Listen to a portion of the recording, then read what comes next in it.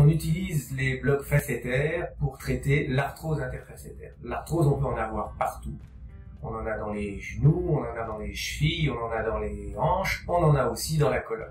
Dans la colonne, il y a deux zones articulaires que les gens connaissent, essentiellement ce qu'on appelle les articulations intersemitiques entre les corps vertébraux, là où il y a les disques, où se produisent des hernies d'ailleurs, et en arrière de la colonne, beaucoup plus postérieure, les articulations interfacétaires, qui elles peuvent, comme les autres articulations, avoir de l'arthrose et donner la symptomatologie la plus commune chez nous dans les pays modernes, c'est les lombalgies.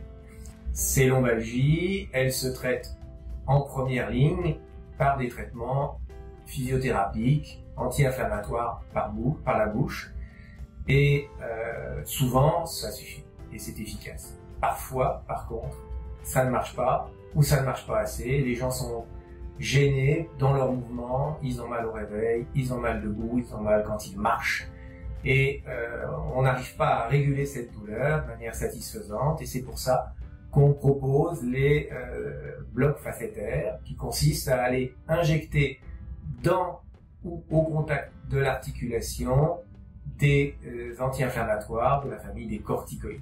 C'est une procédure qui se fait sous radioscopie chez nous.